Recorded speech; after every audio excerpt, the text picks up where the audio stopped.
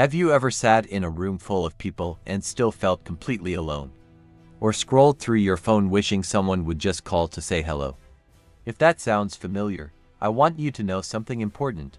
What you're feeling is completely normal after 70, but it doesn't have to be permanent. Today, I'm going to share 6 surprising ways to build connections that go far beyond the usual join a club advice. These are methods that have worked for people just like you, simple, meaningful, and often downright fun. Let's start with the first 2 that might make you rethink how connections happen. First, become a storyteller at your local library or school. You might think, but I don't have interesting stories. Oh, but you do. That time you saw the first man walk on moon. When you bought your first house for $25,000. Kids and young parents are hungry for these real-life connections. Many libraries have programs where they'll help you structure your memories into storytelling sessions. Before you know it, you'll have people coming up to you at the grocery store saying, "Tell me more about." Second, try the one compliment experiment. Every day, give one genuine compliment to someone you interact with: the cashier's cheerful attitude, your neighbor's beautiful roses. But here's the key: follow it with a question.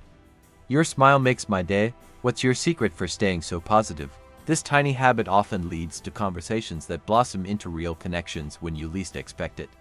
Now, these first 2 ideas are about creating connections in everyday spaces, but what about when you're at home? That's where our next strategies come in. Now let's talk about 2 more connection boosters you might not have considered, especially if you're spending more time at home these days. The first is what I call reverse mentoring. Here's how it works. Offer to help a younger neighbor or family member with something they struggle with. Maybe it's baking your famous apple pie, fixing a wobbly chair, or understanding those old family photos in your attic. In return, ask them to show you one tech trick that would make your life easier. Suddenly, you're not just getting help, you're building a 2-way relationship where both people feel valued. The fourth strategy is my personal favorite, the shared interest postcard system.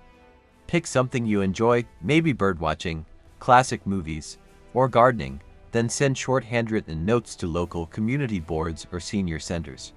Something like, "Anyone remember watching Casablanca in theaters? I'd love to chat with other fans over tea. Call me." This works because it connects you through what you already love, rather than forcing generic small talk. Pro tip: keep a little notebook by your phone to remember your new connections.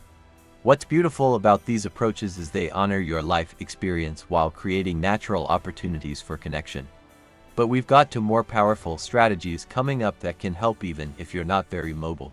Let me share one of my favorite success stories, Martha, 78, who told me she hadn't made a new friend in a decade.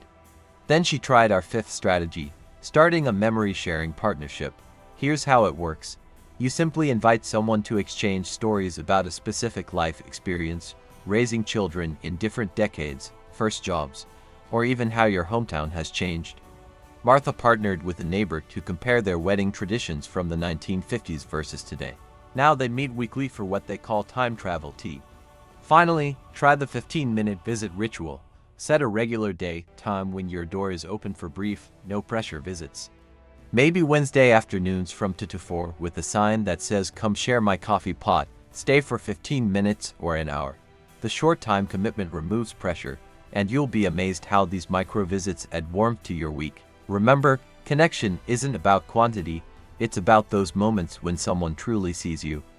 Whether you try one idea or all 6, each small step is a victory. Now I'd love to hear which of these speaks to you. Share in the comments, and if this helped, pass it along to someone who might need it today.